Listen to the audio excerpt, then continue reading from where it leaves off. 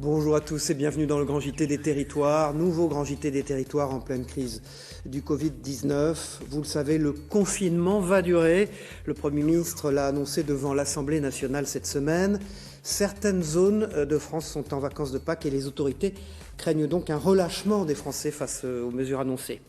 Dans certaines villes, comme vous allez le voir, celle du Mans par exemple, la police nationale utilise des drones de surveillance pour repérer et dissuader le regroupement de personnes. Regardez ce reportage de nos confrères de LMTV Sarthe sur place. Pour vous protéger et protéger les autres, restez chez vous. Tout déplacement hors du domicile est interdit. C'est le type de message que vous pourrez entendre au-dessus de vos têtes dans les jours à venir.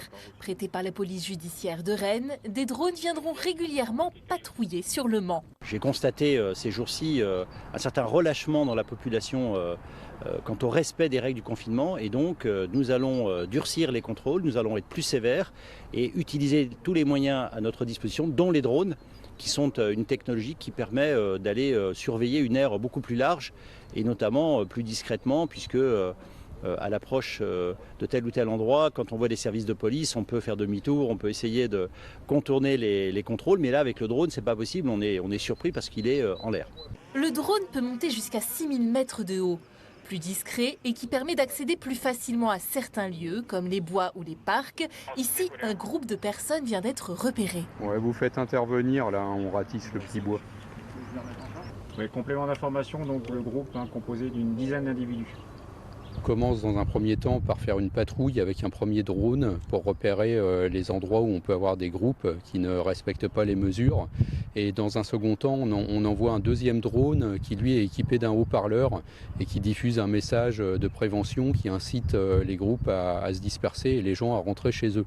Et dans un troisième temps, si on constate que ça n'est pas suffisant et si les groupes ne se dispersent pas, on envoie des patrouilles de police et là, les personnes qui violent la loi seront verbalisées. Contravention, pour rappel, qui s'élève à 135 €. Plus d'1 millier ont déjà été dressés depuis le début du confinement. On va aussi, puisque je parlais de renforcement des contrôles, durcir les contrôles à l'approche des vacances scolaires, c'est-à-dire dès demain, pour éviter et pour faire appliquer la mesure qui interdit de se déplacer à l'occasion des vacances scolaires. Le virus tue, il faut en être conscient. Chaque jour, plusieurs centaines de personnes meurent parce qu'elles ont été contaminées par le virus Covid-19. Et donc, il faut vraiment que chacun prenne conscience de sa responsabilité individuelle dans le respect du confinement. Voilà, restez donc bien tous chez vous, car vous le savez, nous allons bientôt probablement être tous testés. C'est la question du moment. Un seul laboratoire en France propose le test sérologique pour dépister le Covid-19. Il est situé en Lorraine. Comment ça se passe? Quelle fiabilité a ce test? Alors que le Conseil scientifique estime qu'il est urgent d'attendre sur ce sujet. Nous faisons le point dans ce laboratoire de la ville de Vittel. Vous allez le voir avec les équipes de Via Vosges, nos partenaires sur place. Rien ne préparait ce laboratoire d'analyse à un tel bouleversement. Le 3 février, il ouvre ses portes dans la commune de Sainte-Marguerite, voisine de celle de Saint-Dié. Mais avec le coronavirus, le personnel voit très vite la routine à peine trouvée chamboulée. Les conséquences sont assez inattendues. On ne s'attendait pas à avoir un changement d'activité si brutal et des demandes si différentes, un peu du jour au lendemain presque, en l'espace de 2 semaines. Du coup, on s'est réorganisé, on a organisé un drive pour les prélèvements chez les patients qui sont concernés et qui ont un intérêt à faire un prélèvement. Ce qui nous arrangeait bien parce que du coup, l'ancien site, c'était une ancienne pizzeria, donc le drive était finalement déjà là.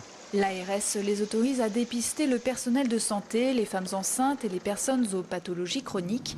Pour prendre un maximum de précautions, les échanges avec le patient se font le plus à distance possible. Effectivement, un prélèvement nasopharyngé, donc c'est relativement profond, c'est 5 à 7 cm à peu près. Dans un premier temps, donc, c'est voir avec le médecin traitant, un médecin, pour avoir une ordonnance. Et donc, dans un deuxième temps, nous appeler donc, pour qu'on puisse nous établir le dossier ici et qu'on prenne tous les renseignements. Et donc, dans un troisième temps, on leur donne rendez-vous. Et en fait, ils restent à l'extérieur du laboratoire. Les personnes restent dans leur voiture. Et voilà, c'est bon. Les mesures d'hygiène ont été renforcées, surblouses, gants, masques.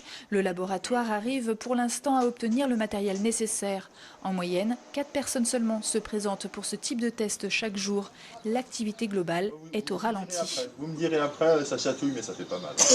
Okay. On constate globalement qu'il y a une diminution de l'activité, ce qui est cohérent finalement. Des prélèvements comme les chirurgies ont été déprogrammés, les services d'oncologie se sont aussi un peu arrangés.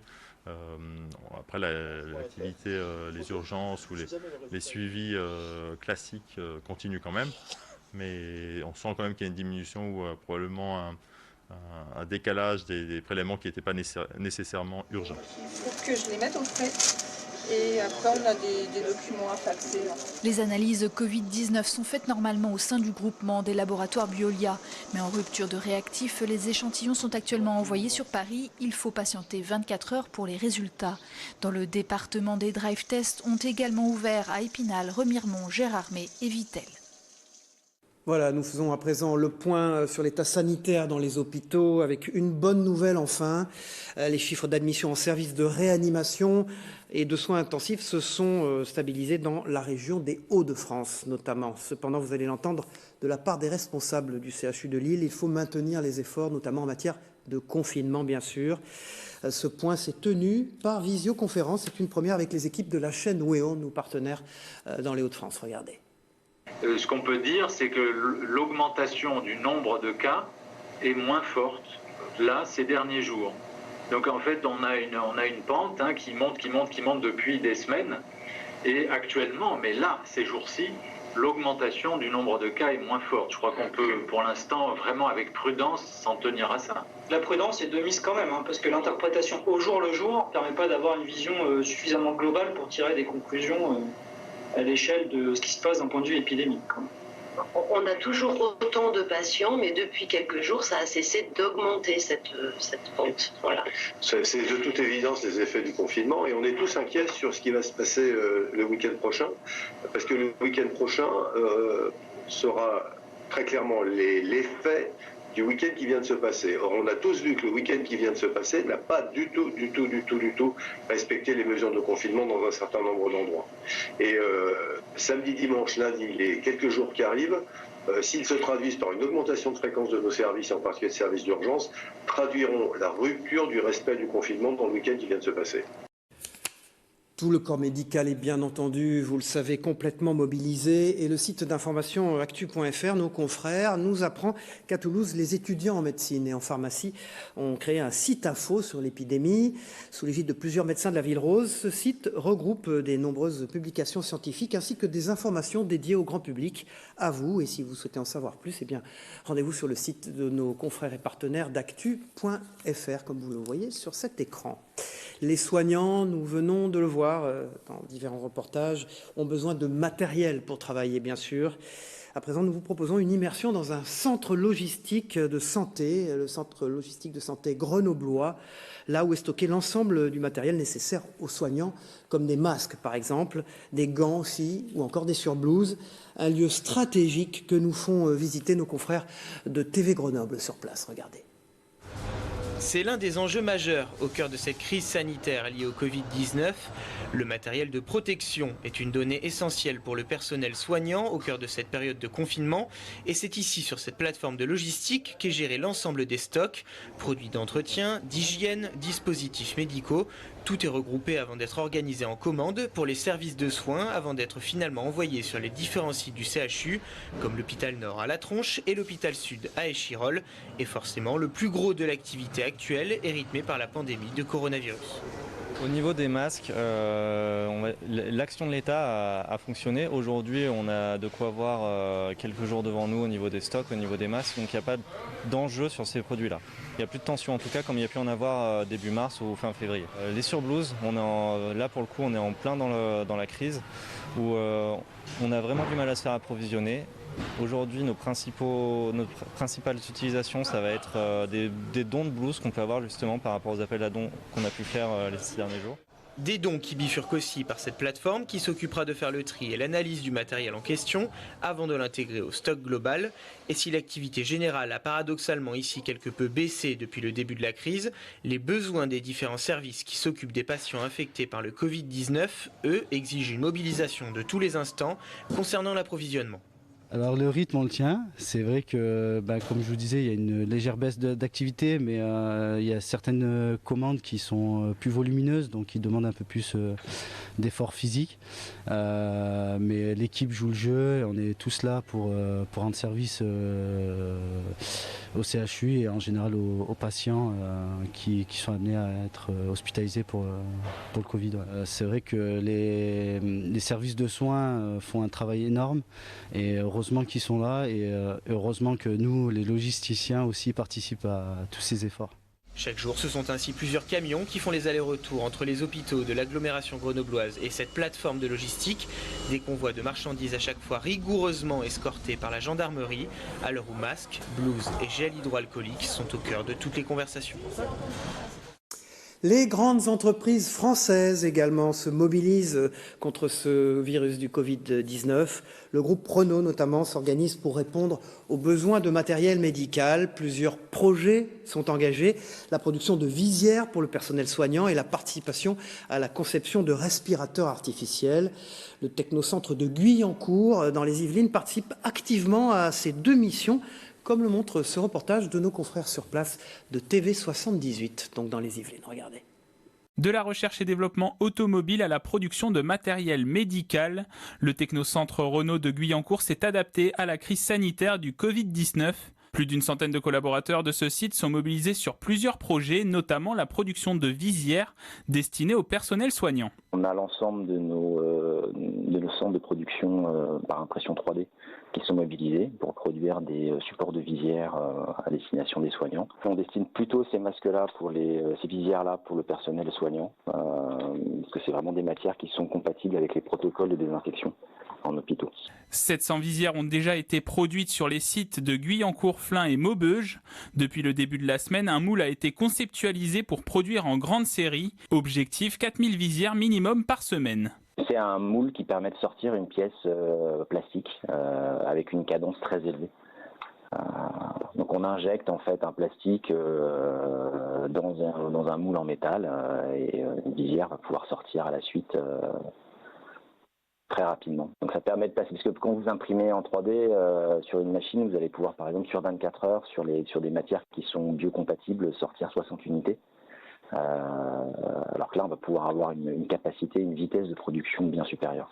Et en même temps, libérer nos imprimantes 3D pour la fabrication de pièces à destination des respirateurs. C'est l'autre activité du Technocentre dans ce contexte de crise sanitaire, la participation à la conception de respirateurs à travers deux projets, avec un consortium industriel autour de Michelin, du CEA et de ST Microelectronics et d'une initiative d'ingénieurs à Paris. Sur ces deux projets-là, on apporte des compétences en conception, des compétences achat, des compétences logistiques, supply chain, réalisation de prototypes, également la partie industrielle. Le projet qui est le plus avancé aujourd'hui, on envisage une mise en production vraiment sous peu de temps, avec une production de 500 respirateurs jour. Donc une partie serait réalisée, pour l'instant c'est des études que nous avons en cours au Technocentre. Cette situation est inédite, une véritable organisation industrielle collaborative pour participer à la lutte contre le coronavirus. Voilà, des initiatives sympathiques aussi dans ce grand JT des territoires. Direction la Bretagne, à présent, de nombreuses petites communes souhaitent revitaliser leur centre-bourg et y remettre un peu de lien social. C'est l'un des objectifs de l'épicerie Couleur Pays, c'est son nom, à Plovent. Avec le confinement, cette enseigne prend une toute autre dimension et fait office de supérette, car le supermarché le plus proche est situé à 8 km.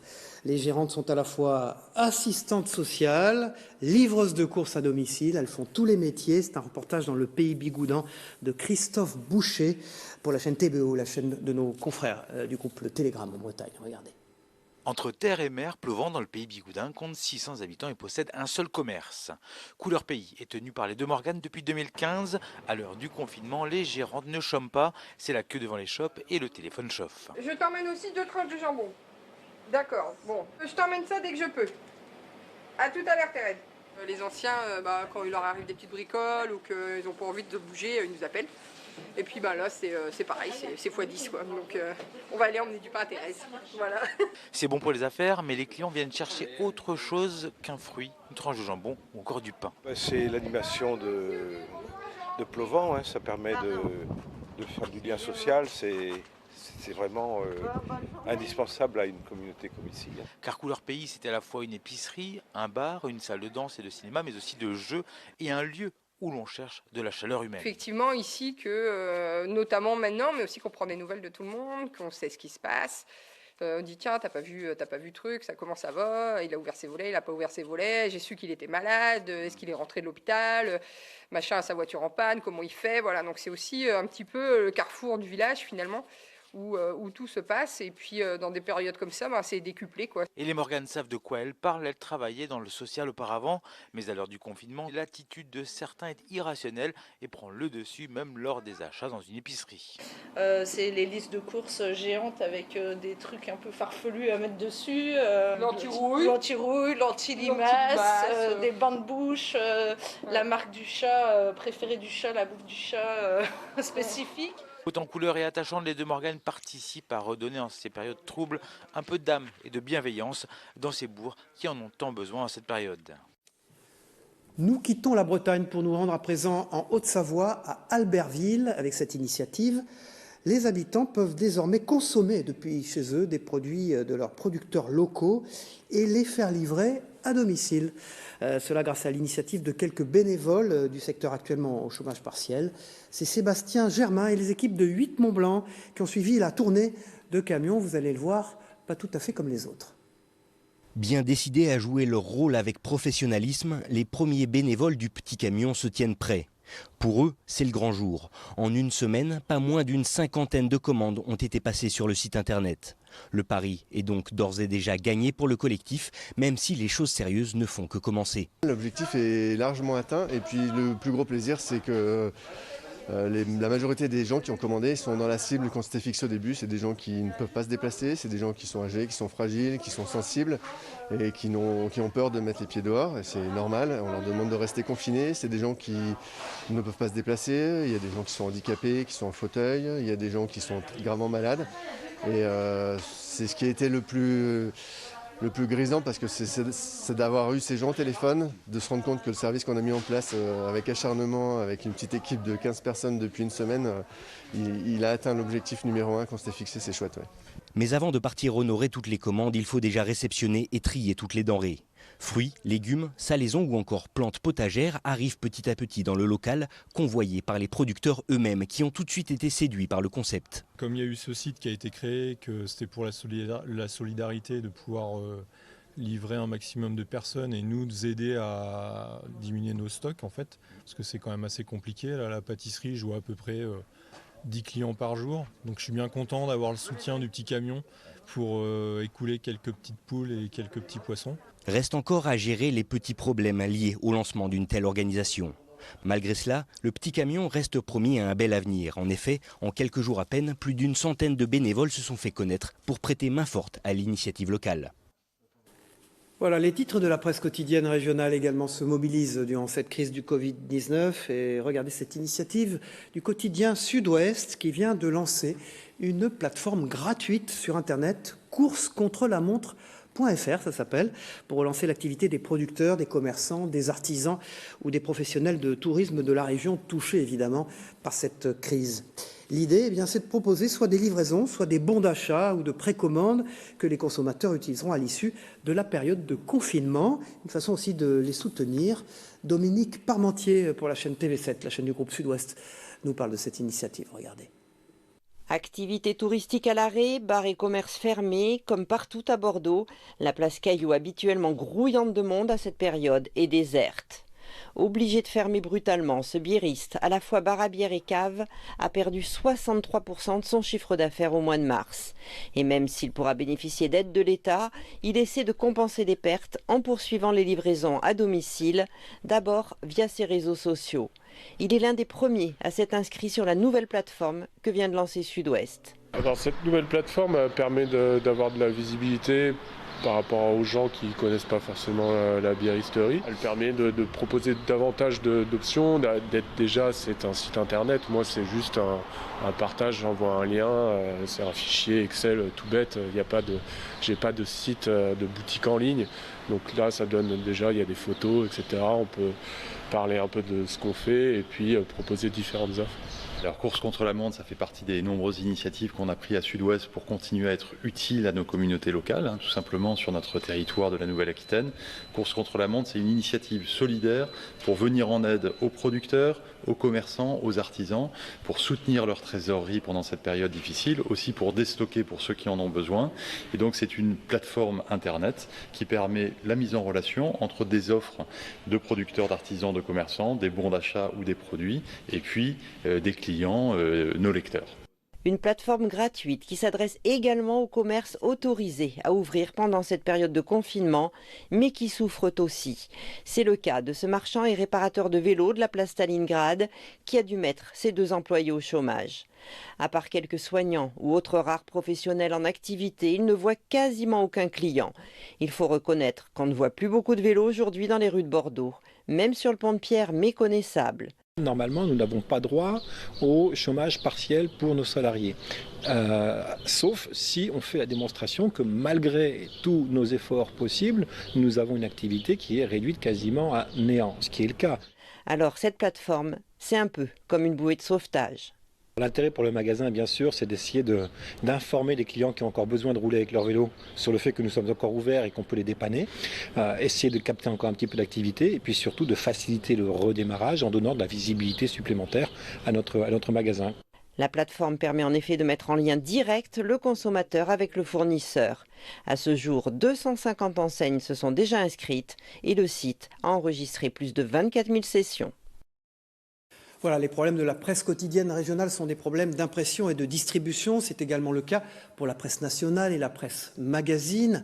Je reçois dans ce grand JT des territoires Georges Ghosn, éditeur de presse. Vous avez été propriétaire de François, notamment, du Nouvel Économiste. Vous l'êtes aujourd'hui de VSD. Alors, il y a eu beaucoup de problèmes d'impression, de distribution de la presse ces derniers jours. Qu'en a-t-il été vraiment de ces problèmes dans cette longue crise qui commence à durer du coronavirus ? Le corona a évidemment affecté énormément, puisque d'une part les relais, qui représentent en gros 20-25% des ventes des quotidiens et des magazines, se sont arrêtés. Donc pas de gare, pas d'aéroport, etc. C'est un gros coup. Alors inversement, les grandes et moyennes surfaces, les GMS comme on les appelle dans notre jargon, ont progressé, puisque les gens vont faire leurs courses, donc achètent un peu plus de journaux. Mais la fréquentation des kiosques est catastrophique. Elle va de moins 50 à moins 60%. La plupart des grands titres ont fait déjà des demandes de chômage technique, même les plus riches, c'est-à-dire dont les propriétaires sont LVMH, comme Les Échos ou Le Parisien. Alors Georges Ghosn, je le disais, vous êtes éditeur de presse. On sait que Prestalis, qui distribue les journaux, a connu des problèmes financiers ces derniers mois. Comment ça s'est passé précisément pendant cette crise? Est-ce que Prestalis, qui distribue vos journaux, a pu jouer son rôle? Prestalis a d'abord un concurrent qui sont les MLP. Ils sont en meilleure forme, ils sont plus légers, ils ont moins de frais, moins d'administration, etc. Donc la solution viendra probablement du côté des MLP, puisque Prestalis, à mon avis, va être liquidé. Il n'y a pas d'autre issue. Il n'y a même pas un plan de continuation possible, puisqu'il y a en gros 50 millions à 100 millions de déficit annuel. C'est-à-dire que cette boîte perd entre 5 et 10 millions, personne ne le sait d'ailleurs, par mois. L'État finance en gros à une trentaine de millions, sans compter ce qu'il donne au quotidien. Par exemple, Le Monde est contre toute réforme, alors qu'il ne vend plus que à peine 20 000 exemplaires par jour. Le Monde, dans le temps, c'était 150 000. Aujourd'hui, moi j'ai eu François, 150 000, aujourd'hui 20 000. Donc c'est ridicule. En revanche, Le Monde numérique vend 150 000. Mais en revanche, ils ont tellement de subventions du ministère de la Culture qui aide qui aide aussi Prestalis, que ça tient à peu près le coup. Mais ça ne peut pas durer éternellement. Les pertes sont graves et il faudra donc envisager un dépôt de bilan. Le ministère vient de débloquer un fonds d'urgence, que je dirais, pour améliorer l'ordinaire, mais il y a à peu près 200 millions de passifs. Donc les éditeurs vont trinquer. Georges Ghosn, cette crise évidemment passera. Est-ce qu'il y a des solutions? Est-ce qu'il y a une voie future possible pour distribuer mieux la presse en France dans les mois qui arriveront? La solution d'avenir, c'est D'une part, trouver un repreneur, et les MLP savent très bien gérer, donc ce sont les repreneurs idéaux, et qui soient financés. Ça passe par un plan social, et plus globalement, réformer cette loi Bichet, et commencer à s'interroger sur est-ce que vous êtes fondé, il y a 4000 titres, et 25 000 kiosques, grosso modo. Est-ce que vous êtes fondé à être distribué chez nous? C'est la seule bonne question. Voilà. Merci Georges Ghosn pour cet entretien. Je rappelle, vous êtes éditeur de presse, ancien propriétaire de France Soir et du Nouvel Économiste. Pour conclure ce grand JT des territoires, comme chaque semaine, ce sont vos initiatives, vos gestes de solidarité qui nous intéressent. Vous les exposez sur les réseaux sociaux, nous on aime bien les regarder. Ça s'appelle le zapping des solidarités, proposé par nos confrères de la boîte à histoire. On regarde ensemble.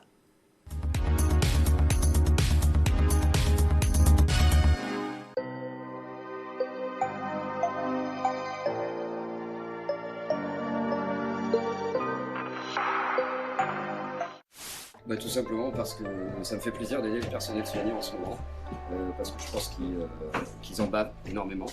Et que voilà, si ça peut apporter un peu de joie et de bonne humeur chez eux, c'est parfait. Voilà. Bonjour, hashtag les chefs avec les soignants. On est au Vertugada, on est en train de préparer à manger pour l'hôpital de Creil et l'hôpital de Chantilly. Et ce week-end, on a aussi l'hôpital de Beauvais. Hop, agneau, parce que c'est Pâques, donc on va faire de l'agneau. Et donc pour Pâques, ce sera sûrement agneau et écrasé de pommes de terre à la truffe. Avec un Do majeur, rappelez-vous, c'est important de reconnaître le son. Ça c'est un Do majeur. Do la la la la, Ré mineur, Sol, C'est, Do. Cette chanson douce, je veux la chanter pour toi. Car ta peau est douce comme la mousse des bois. Voilà, merci d'avoir suivi ce grand JT des territoires. On se retrouve pour une nouvelle édition sur les chaînes locales et régionales de la TNT et bien sûr sur TV5 Monde. Bon courage à tous et à très vite, au revoir.